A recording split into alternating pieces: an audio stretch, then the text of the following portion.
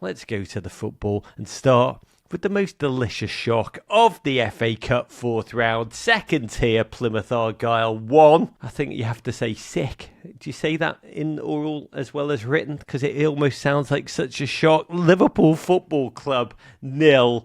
And who saw this coming? The worst team in the Championship against the best team in the Champions League. Liverpool, fresh off shattering Big Ange's Wembley dreams in the Carabao hunt for every single tournament they entered. They always seemed too perfect, Liverpool. I did talk about this going in. None of it made any sense. Plymouth, though, what a fascinating story on the brink of true financial danger until saved by American owners of who I'll talk in 1 minute. But a real passion play as a club down there in the southwest tippity tip of England, not super moneyed. But the Championship, which they've risen to, has not been kind. I think they'd won 1 in their last 16. But as I said on Friday in our preview show, if they can survive Wayne Rooney, this was my hope. They can survive anything. And they prospered in that first half at home park against, it should be said, quite an experimental Arne Slot side. I think about 10 changes, possibly, from that win against Tottenham Thursday night. Front three of cult hero Chiesa, Jota, and Diaz, still elite. 17-year-old Trey Neone in midfield, alongside 20-year-old James McConnell. Liverpool raw, 78% possession, just 1 shot on goal in that first half. When did you realise, watching this, that all possibly... ... was not going to go as planned? This is going to sound really stupid, but when I saw that it was sunny, I got a little shock of, hang on. What? You have to remember, this is was it the stats February. where you're like, oh, Slot's team? Yeah, statistically, when sunny. Do you know with the stats for every weather form? It's February in England. Yeah. So you notice when you turn the TV on and you think, hang on, that's sunshine. You think that's not normal. Do you not go, hang on, what is that? And then you say, oh, yeah, I remember that. Yeah, well, initially there is a sense of, hang on, I'm sure I saw that thing in July 2022. It looked very much like slightly tricky conditions to play football in. It was a really low sun. This is not making excuses, but it was a low sun. And you could tell in the first 2 or 3 minutes that all the players, Plymouth as well as Liverpool, they were trying to shield in their eyes, trying to figure out, they were squinting a little bit. And because you're conditioned by the FA Cup to think, okay, weird things happen and strange things have explanatory power and anything is possible. You saw the players looking a little bit uncomfortable in the surroundings. I suppose that must have been what it is, that they looked a little bit like they were a bit kind of thrown. They looked like English people when they see the sunshine for the first time after a long winter. And you thought of that moment, okay, actually this is tricky for Liverpool because home park where Plymouth play is a traditional English ground. It's tight, it's atmospheric, it's intimidating. It was obviously packed for the visit of Liverpool. And you realise at that moment, okay, Liverpool are going to have to be up for this because Plymouth will be up for it. And yeah, maybe it will be something strange like a low sunshine that just serves to even the odds a little bit. It just gives that slight element of unexpected chaos. And that's where cup magic happens. I'm laughing at you, but whenever I see Everton play in all blue, when they wear the blue shorts as well as the blue top, don't quite know the statistics on it, but I just assume we're dead. And so, I'd laugh at your son explanation, but it's actually more sane than my all blue shorts, polyester, self-sabotaging theories. But the FA Cup, we see it as a tournament in decline, but it can still conjure beautiful, poetic, quite surreal moments. And that's what happened in this game. A game cut almost from green dreams. 53rd minute, Harvey Elliott had his hands in the air like he just don't care in the penalty area, and Ryan Hardy, 27-year-old journeyman, I think from Scotland, started in Rangers' youth system, kind of worked his way down from there, made no mistake, finished as sharply as his barber did on his line-up and charged away in shock and delirium. And Liverpool responded by sending on Darwin. But it made little difference. Got to say, Plymouth were it was like the green mean machine or whatever you call it. They kept coming. Hardy hit the post again from close range after some defensive chaos. The Reds, without Virgil, defended pretty much like they actually reminded me of Everton. And the attack, for all their dominance, created almost nothing. I think you had some erratic Darwin decision making in the final third that kind of kept things scoreless. How did you understand watching this second half when Liverpool had so much bloody time to respond their inability to do so. The best team in the world, according to many before this one, unable to create, to score against the Championship cellar dwellers. I mean, I think first and foremost, Liverpool deserved exactly what they got, to be perfectly honest. Like, there's no excuses for Liverpool. There's no kind of bad luck story. There were a couple of saves late on from Plymouth's goalkeeper, who's 8 feet tall, but there was no really sustained pressure, to be honest, where Liverpool looked like scoring. I thought the names on the team sheet that started, the ones you'd recognise, Harvey Elliott, Luis Diaz, Federico Chiesa, Jota, were largely appalling. Completely anonymous, and did very little to kind of grab what was very clearly from a very early on, like just a difficult game. You expect one of those players to really grab the game by the scruff of the neck to kind of set the tempo and say, look, this is tricky, these aren't bad, they're well organised.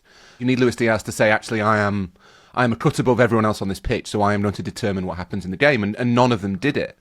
I thought things got a little bit better when Nunez came on, just because it gave Liverpool a bit of an attacking focus. But the big issue, I think, was in midfield. That was the core of the issue, because this will sound like bitterness, Rog. Liverpool didn't have to do much defending. Plymouth didn't really create anything. You spent quite a long time in the second half with Harvey Elliott playing at centre-half, because Liverpool were just kind of camped in Plymouth's half, and they were relying on Jarell Quansah to just solve all the problems at the back. And to be honest, it kind of worked. Plymouth didn't look like getting a second apart from that hardy sort of chance. The difficulty was that Liverpool didn't have anyone who could get the ball to the attackers. Liverpool's strength, the experience, the quality was all in that front three, and then when Nunez came on, the front four. But they were completely starved of the ball, and when they did get the ball, it was slow. They had 2 or 3 players around them. There was no movement, there was no inspiration, there was no real energy in the performance. And I think that was testament to the fact that not only was it not a very coherent team, that you kind of had it... Do you remember like cut and shut cars, where you'd get one car, the front end of one car, and you'd like glue it to the back end of another, and then you'd sell it, and it would be on the news because it was dangerous. It felt like that. This described Chelsea Football Club. Kind of like Chelsea Football Club. It was the front end of kind of a really high-class Jaguar, and the back end of a Vauxhall Corsa. You'll have to translate that into American. But then there was just no engine at all. That was my convoluted car metaphor. What do you call those cars? Shunt and what? Cut and shut. Cut and shut cars and the sun. That's what Arne Slot. So, lads, tactically, it was the sun and the cut and shut car thing. We're not doing either of those two again. But you talk about a lack of energy. All the energy came from Plymouth's defenders. That Ukrainian Maxim Tolyavarov just lost his mind with every single block and tackle down the stretch. Hazard, as you said there, 8-foot goalkeeper. Incredible late save. He's not foreign. He's Hazard. You think it's Hazard because of Eden Hazard. He's called Connor Hazard. Connor Hazard! All right, mate. That save, by the way, which didn't get enough love, I thought, from the commentator. That save down the def from Darwin was immense.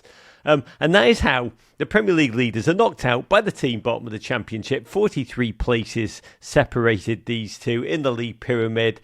Just Liverpool's 3rd loss of the year. And I want to get to Plymouth in a moment. But Liverpool, Arne Slot, Raw, your quadruple dreams suddenly dashed.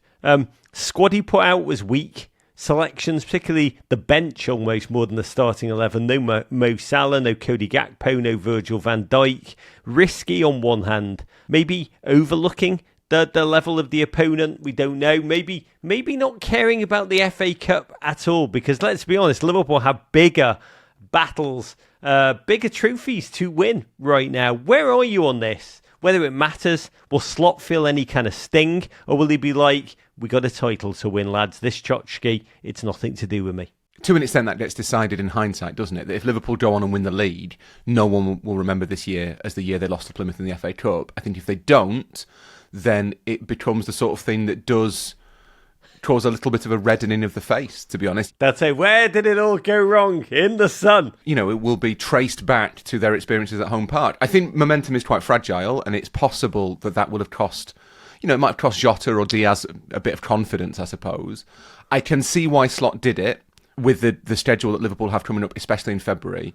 They now have this really weirdly uneven schedule where they've got 5 league games in 15 days, and then they play 1 Premier League game in March, which seems completely crazy, but that is the way that it's panned out for Liverpool. And I'm not sure that either of those things, either the the overload in February or the massive hiatus in March. I don't think either of those are actually in Liverpool's favour.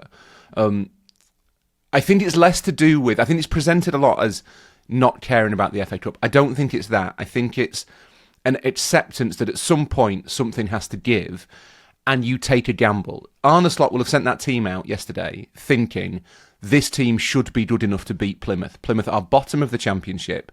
I have named 3 high-quality internationals up front, England youth internationals in midfield, the captain of Japan, or the erstwhile captain of Japan, is playing kind of a hybrid role between defence and midfield. He started with Joe Gomez, Liverpool's longest-serving player.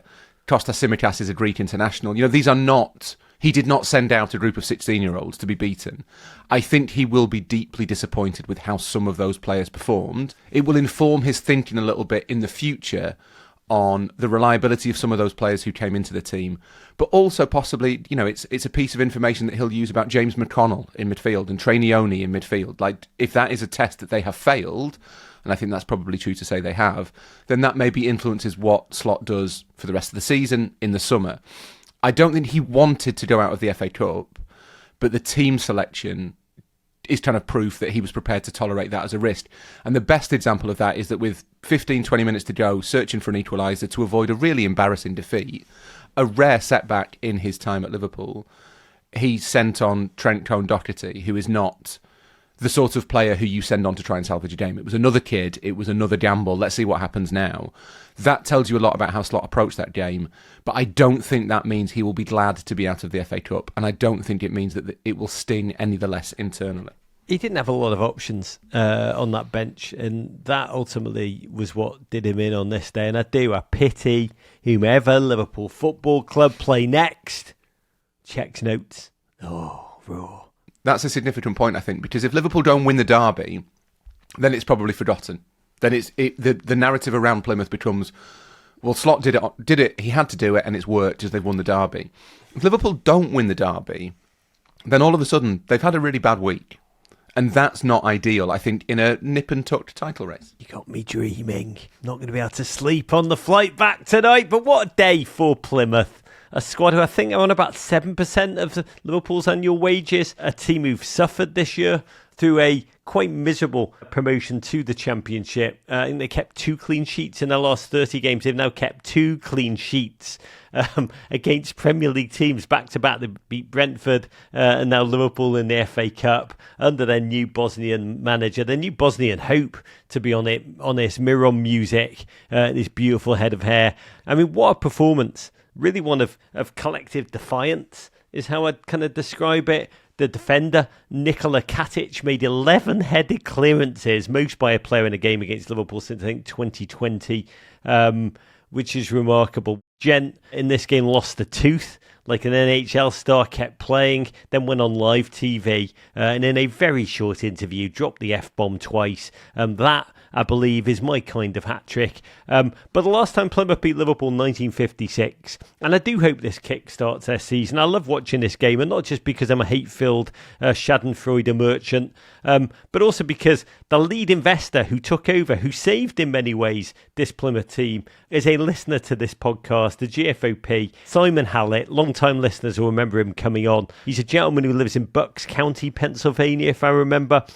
He's from Plymouth, grew up near the stadium. They were his childhood team, came over here in America, became a money manager, made a lot of money in finance, and led this team. He's now the chairman of Plymouth. You will have seen him if you watched the game, and quite fetching. It looked self-knitted, and it was beautiful hat that he had on. But he'd heard on this show a number of people who brought the teams they loved as a kid. Barry Hearn coming on, talking about ownership of Leyton Orient. Steve Parish talking about Crystal Palace. And he decided to take the leap with his own team, who then were really languishing. He's brought them up a couple of divisions. It's been remarkable to witness. He emailed me last night and he said, Rog, you seem to have forgiven us for our under-18s knocking Everton out of the FA Youth Cup last week very quickly. Today's result was crazy. You'd love our new coach. He preaches bravery and courage. It was incredible to see the city turn the lighthouse illuminations green. Possibly the best day in Argyle's history. Raw. We talk about the FA Cup being in decline, but what this win could do for Plymouth.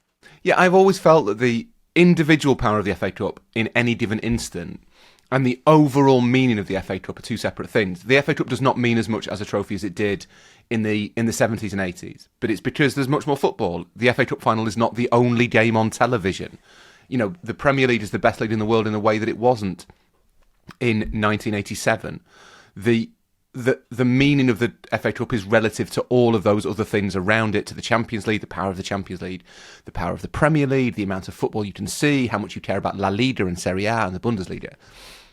The FA Cup has diminished in stature because everything else has risen around it. And it was previously artificially inflated by its status as the only competition on TV in England.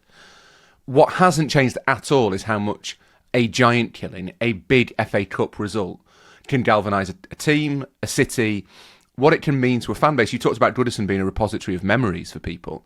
The memory of all of those people who were at Home Park today, and a lot of people who weren't at Home Park but in years to come will claim they were.